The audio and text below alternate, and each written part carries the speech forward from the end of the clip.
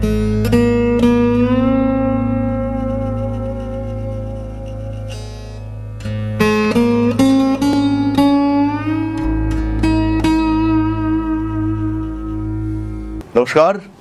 বারবার মোবাইল ফোনটা খারাপ হয়ে যাচ্ছে, কিছুতেই ইলেকট্রনিক জিনিসপত্র কিনে স্যাটিসফ্যাকশন আসছে না।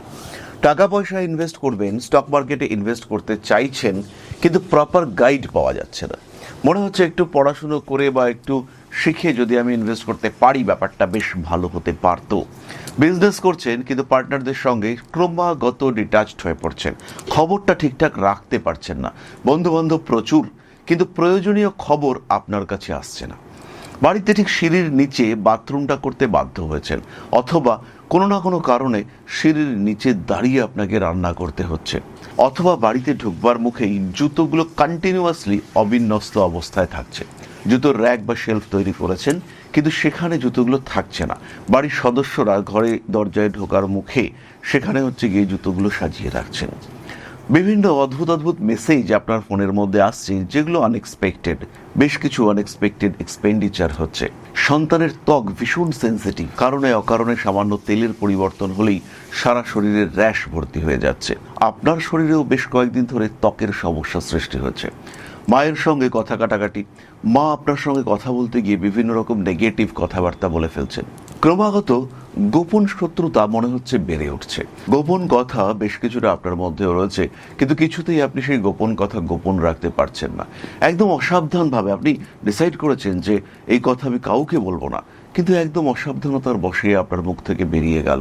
আর এই গোপন কথা প্রকাশিত হওয়ার ফলে আপনার ভাবমূর্তি বেশ কিছুটা ক্ষুণ্ণ হতে দেখতে পাওয়া গেল। একটা বাড়ি, ফ্ল্যাট, জায়গা, জমি বা যাই পছন্দ করছেন না কেন, আপনি ডিসাইড করলেন কালকে সে অ্যাডভান্স করব, এবং কালকে গিয়ে দেখতে পেলেন যে এই বিষয়টি অলরেডি বুক হয়ে গিয়েছে। ইতিমধ্যেই আপনার যে বিষয়টি পছন্দ হয়েছিল, আপনার যে জমি পছন্দ হয়েছিল, কেউ সেই জমির জন্য অ্যাডভান্স টাকা পে করে গেছে। মা অথবা মাতৃকুল থেকে বেশ কিছুটা টাকা পয়সা পাওয়ার কথা ছিল, কিন্তু কোনো অদ্ভুত কারণে সেই টাকা পয়সাটা আপনি প্রাপ্ত হলেন না। কথাবার্তা বলতে চাইছেন, কিন্তু সবার মধ্যে ঠিক নিজেকে মানিয়ে গুছিয়ে নিজের বক্তব্য এক্সপ্রেস করতে পারছেন না। কেমন যেন একটা জড়সড় আড়ষ্ট ভাব।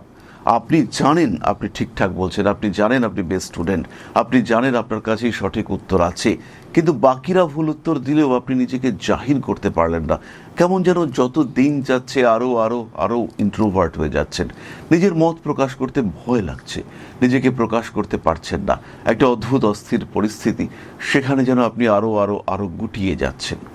এই সিচুয়েশন থেকে নিজেকে বার করে নিয়ে আসতে পারছেন না। কেমন একটা অদ্ভুত মানসিকতা, নিজের পছন্দগুলো এক্সপ্রেস করতে পারছেন না। মানুষ আপনাকে ক্রমাগত ডমিনেট করতে চাইছে।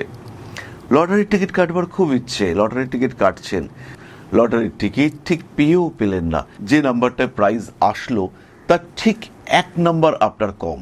24,676 প্রাইজ পেল, আপনার 24,675 নাম্বার, অথবা 576 নাম্বার। একটা ডিজিট, সামান্য একটা অক্ষর সেটা আলাদা রয়েছে। আপনি ব্যর্থ হচ্ছেন।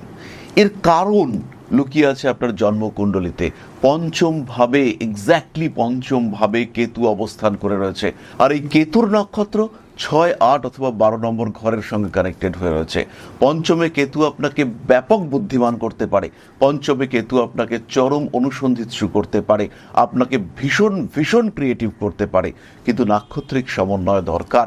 এই নক্ষত্র যদি 6, 8, 12 সঙ্গে কানেক্টেড হয়, সেই ক্ষেত্রে এই কেতু আপনাকে বিচ্ছিন্নতা দেবে, সেই ক্ষেত্রে এই কেতু আপনাকে একাকিত্ব দেবে, আপনার ইলেকট্রনিক ডিভাইসগুলোকে বারবার খারাপ করে দেবে। এই কেতু আপনাকে শেয়ার মার্কেটে ধাক্কা দেবে। এই কেতুই আপনার ইচ্ছে পূরণের পথে প্রধান বাধা হয়ে দাঁড়াবে।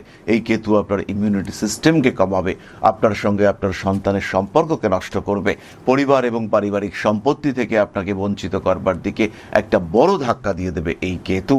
সুতরাং জন্মকুণ্ডলিতে যদি পঞ্চমে কেতু থাকে, তাহলে তাকে কন্ট্রোল করার প্রয়োজনীয়তা রয়েছে, এবং তার যে এনার্জি, তার যে শক্তি অর্থাৎ গ্রহ শক্তি, তাকে ম্যানেজ করতে হবে।